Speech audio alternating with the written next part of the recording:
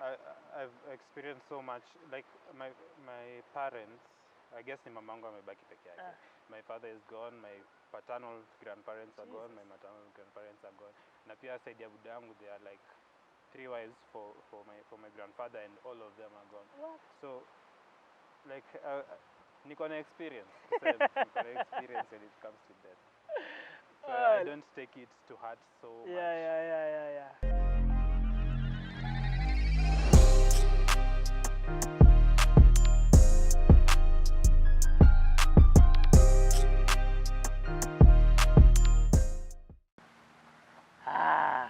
Hey, yo, finally, the stress of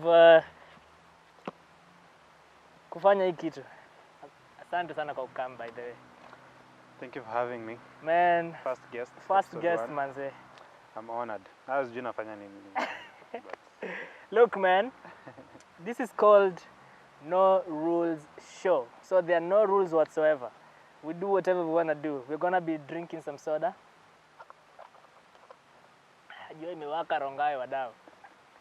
So we're going to start off with playing some cards, of course. And then at the end of the show, after the cards, nataka uonekane unaweza fanya hiki kitu. Personally mimi sijui. Nilikuwa nimesonga by the way. Personally mimi sijui. Like naonanga inafikanga mahali. I've never done one of these nikamaliza. Same here. So I'm curious, by the time I'm done with season 1 of No Rules Show, I want to see if I'm going to meet anyone who is that smart enough. And have you seen those people who do it in like 2-3 seconds? There's a secret. I think kuna trick.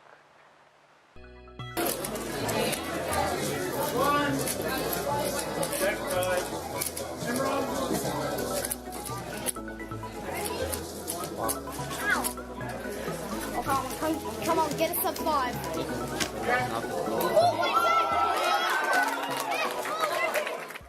Kila mtu anajua. Have you tried googling it? But unajua magic pia ni tricks. Yeah, ndio nasema this is kind of a trick. A trick, yeah? Aya. Let's start off with the cards. Let's start with the cards kwanza. Na unakumbuka tukio kamba tuza kadi? Go down chafua. Yeah, man. Good old days, yeah? Come to think of it. I was a what by the honor for competition. I know, right? Because you see, the purpose of this show is just having normal people speak about normal stuff. Like basically, people I consider, people I know. I don't know if I should use the word. Do you consider me as a friend, or what does the word friend mean to you? Because when I wanted to do the intros, like my first guest is gonna be a good friend of mine. I was like, friend, is that the word? But for me rather, when I analyze that statement, you're actually my friend. As in, you're one person who I know I can call and you can come through for me. So that's what I call friendship. Me friendship nili design, if you can come through for me, then you're my friend. Because I see watu wazima baba. Hii rafiki ya WhatsApp status haisaidii mtu. Sasa ni mambo na sina sapa baba. Can you come through for me? Sasa nitumie kaso. Bas. Yeah, and when you tell me you don't have, I will believe you. Si ati uniambie una alafu kesho asubuhi napata umekuwa mlevi sijui nini. Yeah, man. So I do consider you a friend, and I think a friend is somebody you can make a sacrifice for. Yeah. Bila kusikia kitu yeah. Unajua ndio kuna watu wengi wanaweza kusaidia. Yeah. Hata ukikosea food, kuna mtu anaweza kutumia hiyo kio lakini una feel some type of way ndio umereceive your dough. Na ndio umekula lakini like una feel ni kama you owe that person something. Like they have done you a big favor, so yeah, if you help me I shouldn't have to. You feel that way, see? Anyway, how you doing, man? How genuinely I feel like how ama uko aje ni statement tunarushanga around, but do people really mean? So when I'm asking you genuinely, how are you? Have you been tangu tumalize shule? It's been almost 2 years plus baba. Tumekuwa nje miaka 2 na tukiambiwa kutama kizreal tulikuwa ndani ni watu waji maisha ni nini. Mimi nilikuwa najua ni real by the lakini ile kuna extent fulani imefika like una feel kama you deserve more. Yeah. Although see at the world owes you anything, but you come to think ndio niliwork hard, like I did everything they told me to do, but still nothing. Do you wish by the do you feel or wish there is things you will do before umalize shule. Like for instance for me, yeah, you see what I'm doing right now? The podcast, I'm doing listening party, I'm doing this no rules show. Like I wish these are things I did while in campus. Not that I'm regretting because it's the reason for everything, but when I imagine by the time tuko tunamaliza shule, listening party tumefanya kazi season kadhaa. Hii nimefanya kazi season kadhaa. So like by the time I'm coming out, niko na mileage. Like nishafanya vitu. Lakini sasa tulimaliza shule, nuko like shit. Huku nje hatupewi kazi. So I should have done this stuff while I was still in campus. Do you feel that way about yourself? Sometimes, but mimi nilikuwa nimeshacheki from kitambo. So I wanted to do my own media stuff. Na nilikuwa nishaona YouTube is one of the avenues zenye naweza tumia. So actually listening party, the idea was conceived, I think tukiwa 4th year, tulikuwa naenda kumaliza I think. But your time, si ati tulitake the initiative. Seriously. See, that's what I mean. That's what I mean by that. Like, do you feel like, because hata mimi kama ni radio, uko kadi. Sasa mimi kama ni radio, amekula joka. Amekula joka. Nakumbuka tukisanga kuchafua. Mtu anangoja useme kadi. Ngoja. Acha akam. Ikam hivyo. Usichange. Wacha ikam. Unakulisha kadi. That's what I mean, like, you know, we did radio at some point in time together in campus. Ukaacha mimi bado nafanya radio campus for free. So like, that's what I mean by, like, I wish hata mimi ningechukulia vitu zingine serious. Do you know, funny enough, yeah, listening party is under Clover Creatives. And it's funny how the idea Clover was conceived tukiwa shule bado. You know that? That's what I'm saying. Like, it's crazy. The vision was there. We had the vision. Lakini the past 2 years imekuwa tuseme a revelation. So you think to yourself, wow, like, ndio niko na time, I'm still young, but pia kuna time yenye niliwaste huko nyuma.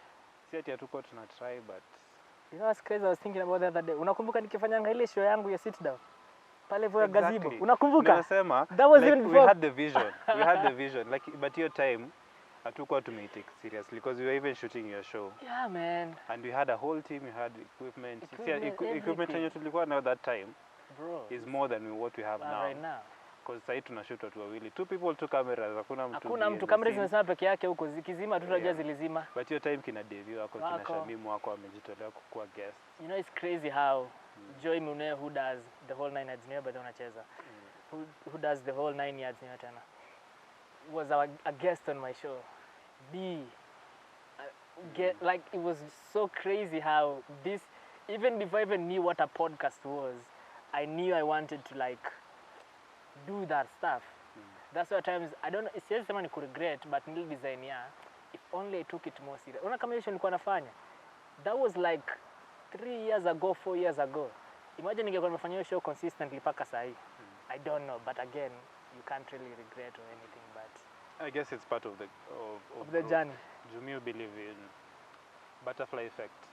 Like the smallest thing, like leo umeamua kupanda Ongata line hujapanda Rongao, like hiyo kitu imechange everything. Yeah, kila kitu, yeah. The small decisions, and I think as much as tunaweza reminisce to feel kama we've missed out on some things, we should be grateful because we still have time to do other things. But it's crazy, you know, think of it as in, meaning we've been thinking for a long time. We've been thinking for a long time. Ukukadi? We've been thinking, like, at least akili zetu zimekuwa zikifanya kazi. Hatujakuwa tukilala. So at times, you know, creatively that usually makes me happy. And I can't wait to see how that turns out to be. So you are jobless. I'm jobless. How has you being jobless, you know, have you handled it? Because I think I'm jobless for like 2 years. You know, mimi naambia gadi asimila cha kutafuta kazi. I stopped. I don't look for work. And people get it twisted, they think I'm lazy, but I don't look for work, but I'm doing what I need to do to take a step forward to my dreams. That's why I'm creating content each and every single day. I'm doing listening party, I'm doing Truth Cafe, I'm doing random discussion, I'm doing the No Rules show. So I might not be looking for work because media ni ile space yenyewe unaweza lamba watu matako manzi hadi ukufe. It's what you make for yourself. You get what I mean? So, and we've seen it. They knock on people's door. People who are doing stuff wanawabishia mlango. Wanaambia, do you want to come be a representer? Lakini I don't know of a story of someone who mwenye ati alimaliza shule akaingia tufua Kadi. unataka nini? Spedi. Najua uko na tu kadi moja. Nipe hearts. Shit, ningesema kadi. Cheza. Jump. Cheza.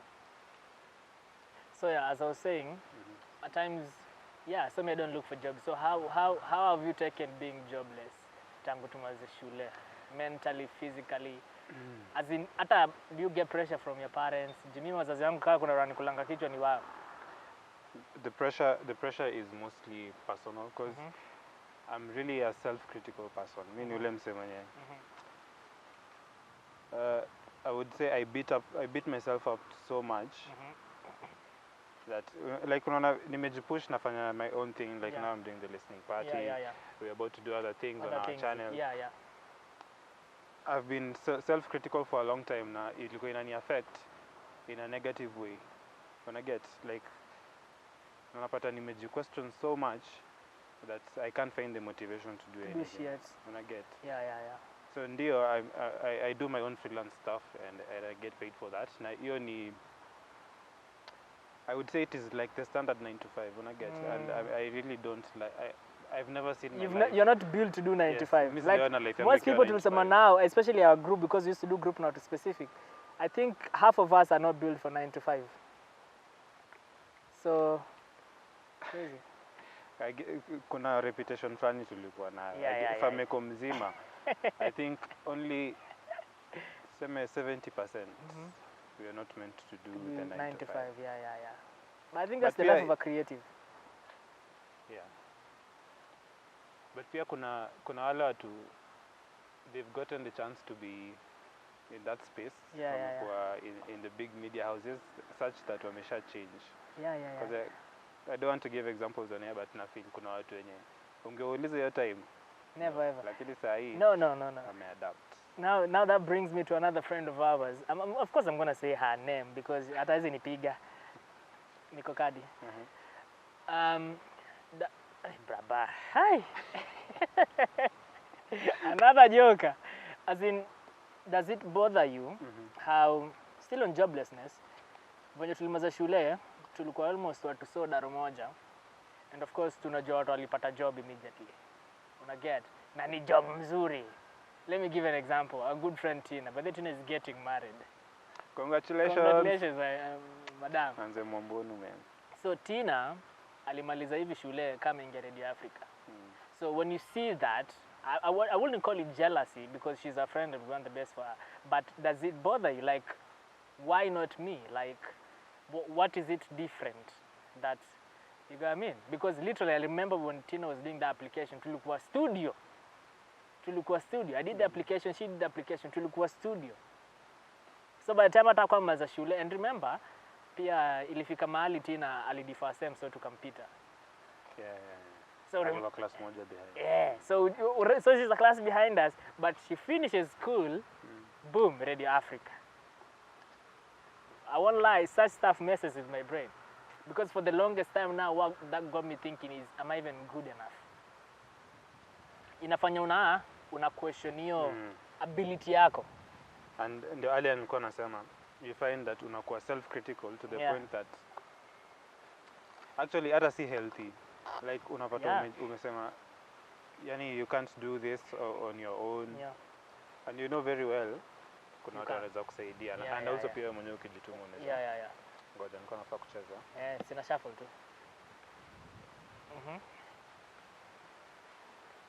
Yeah, but I think nimelearn kulive nayo. So it doesn't bother you when you see like not really. Devi yako na job. Kwanza ya wachinku inaitwa CC GTV. He was supposed to be a cameraman. CGTN. Alikuwa kuja kuwa cameraman wetu lakini sasa kazi inamlipa akaona aende. Exactly. And I couldn't be happier because mimi mwenyewe naona ningekuwa na hiyo opportunity ya kupata hiyo job I would also be I would be happy for myself. So I'm happy for them. It's their path. And I take it as a sign. Enyewe Ni kazi possible. si ati mtu haja apply kazi, umeapply Bro. kazi, umeapply. Yeah. But the only thing that unajipata unado ni your own project. So Yeah. I've made peace with it. Do you look forward to getting employed? Is that a thing? Like, is that something you're pursuing actively? Like, nataka I'm kuajiri? not pursuing it actively. Uh-huh. But I'm building my own thing. Yenye I think itakuwa kind of a 9 to 5. Yeah. So yeah, I can be employed, but in a space where I can still be creative on my own. Yeah. You get? For me, I think the reason why, I'm hoping to get employed. Kokadi. Jump. Maliza basi. The reason why I want employment, because the one thing with time I've learned is that kufanya hii kazi ni expensive sana. You need funds. So for me, how I see employment, Maliza. Ameshinda game ya kwanza. So for me, how I see employment is that inisaidia kupata funds ndio niweze kufanya hizi vitu at ease. Like for me, nasema kitu moja, I can't wait to get to a point where I'll be able to pay people to do this, hii production work, editing, like you say, literally I'm a one man show. He's a one man show. Like kama Karl anafanya kitu listening party, best believe anafanya from producing to editing to location to logistics, everything. Kitu kenda production house, the people who get paid for those different roles.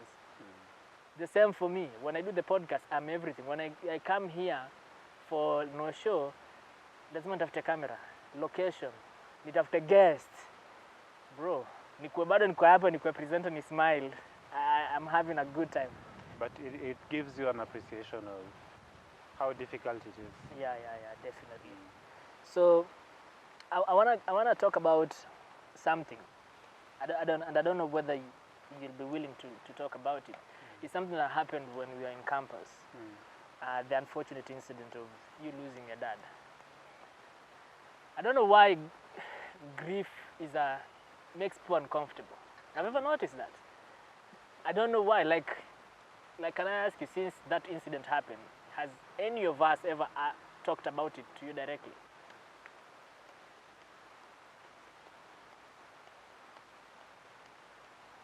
Like people tulikuwa mabesti wenye ulikuwa clique yetu. No, but I think me ndo sipeangi mtu chance. Like I personally don't talk about it because I want to say I moved on. Like nearly accept, and it was not that. How will I put it? It's not like it's something that I couldn't see coming. And unajua mtu akiwa sick. Kuna point hata wewe unafika unajiambia, I mean you're suffering a lot. I think the best way ni either upone. You just go. Yeah, but it's something that hurts, but it only hurts at that time. Then unakuja ku accept. Yeah, but as I think as a friend, I think it was a weird time because you don't know even what to do, what to say. Because if I say sorry, will that change anything? Hakuna. You get what I mean? And I think the best thing you can do for someone who's going through that, just be there. If you want to be there and if you're comfortable being there. Because that's why mwenyewe unaweza tokea to someone's funeral. And una act too awkward, like you don't know how to act. How to behave. You don't know if you should hug them. If you feel comfortable, if it's your friend, just be there. But I usually find it a weird thing. And I remember even that time, even when we went for the burial in Migori, it was a good road trip, by the way. Sijai kanyaga Migori tena. That was the first time getting there. And it was so much fun. It was fun. I was talking to my girlfriend, and nilikuwa namwambia, since the time nearly get news of his passing, all the way until tukarudi Nairobi, I only cried once, and it was on that day in news. The whole time, the whole trip from Nairobi, like I think siku tulikuwa chuo, tulikuwa na class. Na niliamka tu nikakuja class. Kamaliza class na nikatoka nikaenda whatever happened that day. But I guess nearly accept from that point. Looking back at it, I think the first cry really kind of soothed my emotions, so to speak. Yeah, man. The reason I even wanted to speak about it is for people who are friends like that, because you see, death is an unfortunate thing. You don't plan for it, you don't precedent it. But at times, as a friend, when that happens, you are as shocked as that person. You're like, shit. Especially if it's a parent. Uko like, sasa nidu. Naweza mwambia sorry iko inaharibu. Naweza muondokea, alafu akisha heal aseme, mbona ulinitoka when I need you. Like, it's a complicated thing where, even when I was thinking about this show, I was like, I have to speak to you on it, because honestly, this is the first time I am talking to you about it. Because I even remember during that trip to Migori, bro, no one mentioned nothing. Na unakumbuka tulikuwa ndani ya house. I know. We were in a house. We were in the same house. But I preferred it that way. That way, yeah? That was the best way. And I think pia mlinisaidia because niko na watu wenye najuana na I'm comfortable around you guys, because your time at school I'm around you guys almost every like day. Nikilala tu ndo siwaoni, like jana tunaweza enda tunashinda pamoja hadi tunakula sapa pamoja. So the only time ni time tu umedoze ndo mtu amedoze, tuko tunachana masaa 7 huko usiku. Nakumbuka tukaenda Baraka Rescue saa 7 usiku after tumerekodi hiki. Yeah, but yeah, man. But what did that incident teach you, if there was a lesson in that?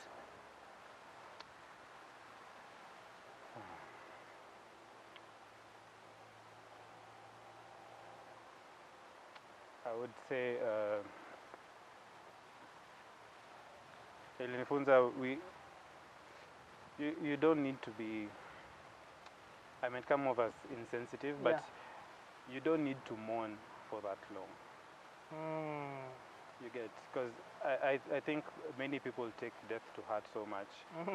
Na si wewe umekufa, with all due respect. Si wewe umekufa, I hear you though. I hear you. And we not waste, but we spend so much time mourning that tunasahau mse angekuwa anataka tukue hivi. Because me enyewe, every person that has died who is close to me, I wouldn't say ni watu wanaweza sema pia hao ningekuwa nimekufa wange take so long ku and me enyewe hata mimi nikikufa, I wouldn't want people to mourn for that long. I wouldn't want people to be sad. You know what I'm saying? So still on that, while we move on from death, I don't know why personally I actually feel like people are afraid of death, and maybe they have a right to be afraid of it. Are you afraid to die? No, I'm not. You know the funny thing, can I tell you something though? The one thing that I'm afraid of is losing my parents. You know why? I don't know how I'll react. Unaona venye unasema wewe uli cry kaisha. So because how can I put this? But I get you. Hata mimi hujiambia, I don't know if I'd lose my mom, because it's only me and my mom and my sister. And your sister. I don't know. You got me? Like it you might take it okay, or it might just crush you. Like to the latter. So that's usually the one thing that usually I'm like, that one I think about a lot, because you know, I don't know whether I should say I've been fortunate enough, but I haven't lost someone close. I think the last close person I lost was my grandpa, the father to my mother, and that was like 2 or 4 huko. And that one I cried because I used to love that guka, man. But other than that, I have been great. I've been blessed, if I'm to say so, to still have the people around me for that. And I think I got to handle it better because I've experienced so much. Like my parents, I guess ni mamangu amebaki peke yake. My father is gone, my paternal grandparents are gone, my maternal grandparents are gone. Na pia side ya buda yangu, they are like 3 wives for my grandfather, and all of them are gone. What? So like niko na experience. Niko na experience when it comes to death. So I don't take it to heart so much. Yeah. But that's some dark stuff. You don't get too personal, because I come from a different place. I like dark humor. I know it's not something to laugh about, but imagine saying you have experience, because looking back, And I think that's the beauty of unfortunate happenings is that hata shida unavyo sasa tunateseka na kushoot nini. It's not funny now. It's not funny now, but tukishaomoka we'll be looking back at these moments and laughing at them. So the same way to losing someone, then it wasn't funny. But you see now you can talk about it and laugh about it. It's a funny thing. Mu imagine tuseme wewe umekufa. Yeah. Sasa nimebaki huko nimelia. And I personally believe kuna place after this earth yenye tutaenda tukutane. Yeah. Sasa mimi imagine Karis akiniona nikilia akiwa huko juu, mimi nikiona huko juu atanicheka juu nikilia. Yeah, I'm like bro, ni nini bana? Because I usually feel like I don't know whether it's culture or upbringing, but I usually tell people, you see the same way people celebrate birth, people should celebrate death the same way. Because you cannot have one without the other. Yeah. Either way, hakuwezi kuwa na kifo kama mtu hajazaliwa. Na kuwezi kuwa na kuzaliwa kama mtu hajakufa. Like it's a you can't have one because huwezi zaliwa na ukose kukufa. No, meaning ukizaliwa lazima utakufa. So the same way we celebrate life, but I feel it's the same way we should.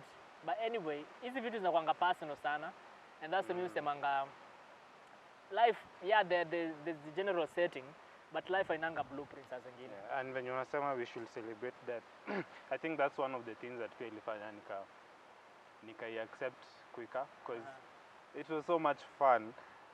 I don't think mtu angesema like if you were taking photos na tuseme pale tumeenda. Road trip baba. Hey, we had fun.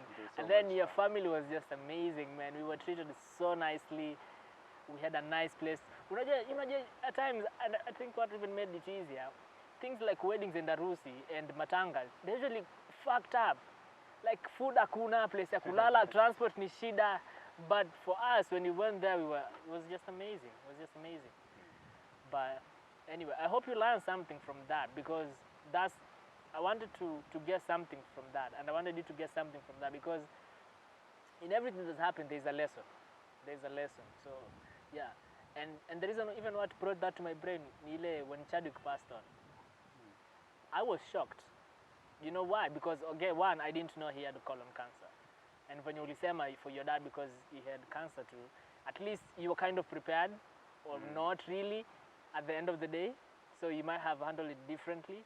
So for me, because I didn't know Chadwick was going through what he was going through, and I think even did most of us know what your dad was going through, really? Right? And I think that's what even made it more weirder for us. Because you're like, I remember tulikuwa class, ukadash tu ukapotea. And then you came back the following day, you're like, eh? Because for us, it was abrupt. It was like, But when vitu kama hizo zikihappen, I prefer distracting myself. Yeah. And your time shule ilikuwa distraction. Hiyo time kwanza hiyo asubuhi ilikuwa class ya sweetheart. Yes, nakumbuka tulikuwa hapa hivi chini. That was one of the classes zenye unajua pia nafikiria ndio naweza kosa kuenda. But sasa nitaambia sweetheart. I'll have to tell her what has happened. And I just didn't want. I don't think even many people knew. They didn't. People knew after I think tumetoka Migori. Because yenyewe ni group mzima ilienda. So you were like, yeah, because for us we were like missing. a clique. Yeah, we were like, we missed a lot of classes. We were like a clique. Because for us we used to do group work together. We used to hang out together. We used to do all that together. Now that even is a perfect segue into cliques. Man. Big up mbogi yako, man.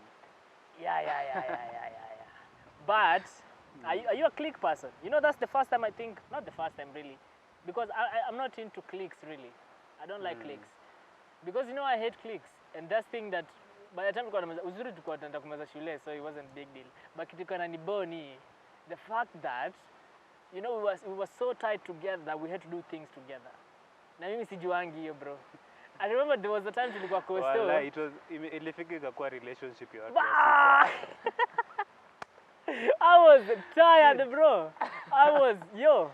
Juu hadi kuna time tukiwa coast watu wamekasirikiana like unajua like unaweza kuwa in a relationship mkasirikiana lakini People are just mko mad sawa at each lakini other. mmekasirikiana. Yeah. Lakini hata si tuko coast.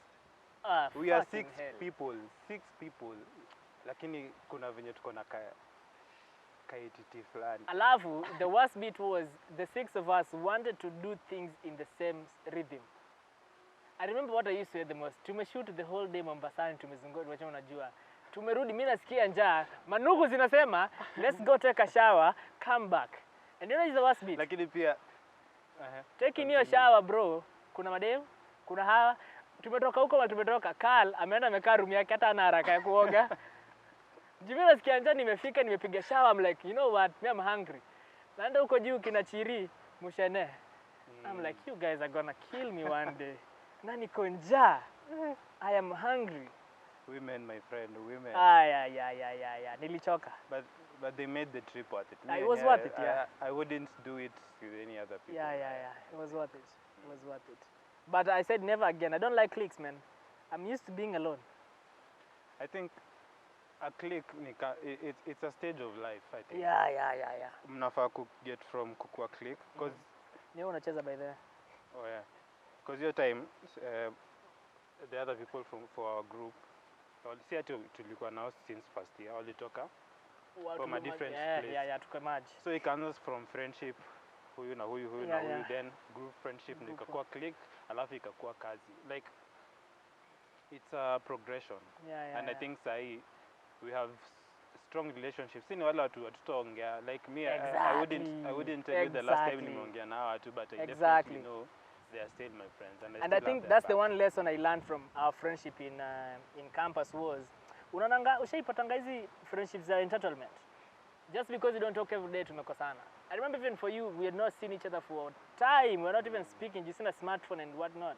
Then I remember when I started searching for you was because of content. And we were like, it's like we've been talking every day. David the same, Tina the same, Shami the same way. So I think the one lesson that taught me with friendship is building hizo relationship zikuwa strong, alafu is hakuna entitlement. And I think na inasumbuanga watu wengi sana. Friendship ya entitlement, me I can't do. But what us being in cliques, the friendship, what did you learn about friendship when you were in campus? Because I think these days in this time, friendships are so fucked up. Especially genuine friendships for that matter. I feel like if you have a genuine friend, you're lucky. Because I feel like for most people, friendships are about convenience. Like, Karl akona camera, so atakuwa best yangu. Because if I need a camera, I can hala Karl. Ama Karl anaweza nipeleka event zote. So if I need something from Karl, and I come through. I think that's what friendships mingi ni about. Kona jump. So ni mimi bado. That's what I feel about friendship these days. What did you learn from that when you were still in campus? But also on that point, I don't think sini watu wakubwa, you know? Yeah. At some point you have to, hata wewe, kuna level yenye unafika, you start being selfish. And it's not in a bad way, but it's just because you have to take care of yourself. And I think a friendship is something that should stay the same no matter what I'm going through on my own. Because I know mimi na wewe pale tumetoana this and this. This is what I can do for you. This is what you do for me. And it doesn't have to be material. Yeah. And I think that's one thing people don't realize. Like, I feel like you can, of course, there's maybe that one friend who comes through for everything, but kuna marafiki wanafaa kuwa different. I don't know if that makes sense. In the sense that there's that one friend, ako financially okay, and they're your friend. So hata kwa umesoro kibombata 10 ana come through. When ni best yangu, hata ukitaka uze kidney, you cannot give me 10,000, but that doesn't make you less of my friend. You get what I mean? So, and I feel like once you understand those dynamics of friendships and whatnot, and that's why I say we should have a relationship, a friendly relationship, but I should also be my own person. Yeah. Hata venye wanasema, like, you can have a rich friend. Wewe mwenyewe, if you were in their shoes, si ati ungempea. Bas. You know, but kuna wale wenye una feel, ndio, you wouldn't do this for me, but I will do it for you. You get, but they are also my friends. Si ati there's something fake about that friendship. Yeah. But it's just not who they are. So, unafaa kukua understanding of who a person is as an individual. And the things that we consider bad characteristics are human characteristics. Unajua? Because Kama it's not mtu a ni category. stingy, Yeah. it's him. Si ati ndio ako na hiyo 10k na ndio hata kupea, yeah. but it's not that yes si best yako. Yeah. You get. And you accept that. And you accept them as you have. Nice. Kama utaki. And I think that's the one thing about friendships. Once you realize best yangu anakuanga hivi na hivi, you'll tolerate them. Exactly. Crazy. While we wrap up, do you believe in this statement? You know, Nachiza, by the way. No. Do you believe in this statement where people say guys have better friendships than women? Like the guy friendships are more genuine than women friendships. I think so. Talk on that. But it's like even romantic relationships. Vitu zenye zina expect yongo kwa relationship, communication, kunafaa kuwa na those things. They are unique to specific couples. People, yeah. But most of the things utapata ni boy anafaa kufanya. Una get? Facts. So I get madem udem atakuwa na expect Mwingine communication, afanye. Lakini boy ni ule mtu anajua mimi nikitaka kuongea na Karis lazima wacha ni Anampigia. call. Exactly. Lakini sasa madem I don't know why they take it. And I've never seen it in that front. It's because now there are two ladies who expect this one to do this, so they don't do it. Shamima anafaa kufanya hivi, huyu anafaa kufanya hivi. So all of them hawafanyi. So unafaa kunicall kila siku. And as a generation we assume so much. Yeah. Each generation, like I expected you to do this, I expected you to do this. No, you shouldn't. You shouldn't. Right? We expect too much, and expectation is the mother of disappointment. Say that again, my brother. Expectation is the mother. Is the mother of disappointment. All right, man. We're gonna finish our game of cards. Kala, affix your kitu. Imenishinda, sijaribu tena hata. Imekushinda. No, you have to try it one last time. Ni nani ni mimi? Anyway. One last time.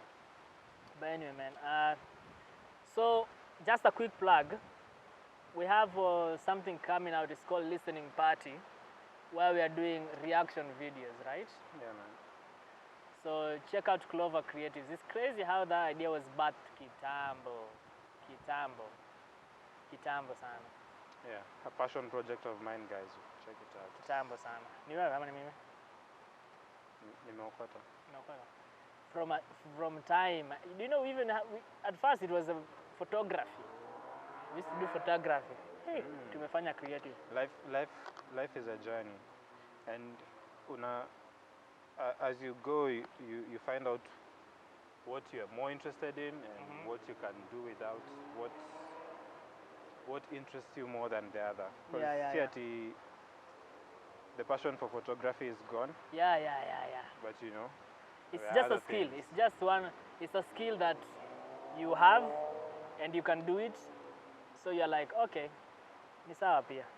Hearts. Cheza. So while you're still here, make sure you like, comment, subscribe, share, do all those stuff. Yeah, man. And the purpose of this show is called No Rules Show because don't wait to see a celebrity. You might see them, but more time. Don't expect you'll be disappointed. Exactly. Because me at the end of the day, you see, content is about relatability. You have to be able to relate to something. You know, there's the things I can't watch some YouTube channel because I don't relate. So you see Carl seated here, I'm sure you have a Carl in your life. There is a friend you have. Yeah. And I'm sure this discussion you may have, they are not out of this world. These are things you talk mkiwa na wao. Mnakosananga kaa nyinyi mabeshte kila siku. You have these discussions each and every single day. So that's the purpose. So I'll be having different people speak on different things that matter. Subject matter. Like today, the purpose, other than just vibing and chilling with Carl, the one thing I wanted to know and understand is about the grieving. Is it grief or grieving? Grieving, yeah. I wanted the grieving bit, Kadi. That's what made sense to me. So yeah, I hope you like this conversation. It's an outdoor shoot, so bear with us with the ambience. Natural sound, yeah. It's naitwa nuts kwa production, kwa waliofanya production. Fucking namaliza though. Lakini utaniua, but ni sawa, ni 10 of spades. Nilijua tu. So guys, you're gonna wrap it at that point. Tunamaliza hii game ya kadi hapa, and then we finish our juice. Thank you so much for watching. Subscribe, Clover Creatives. Kijana huko na njaa. Thank you so much for watching. Card bets.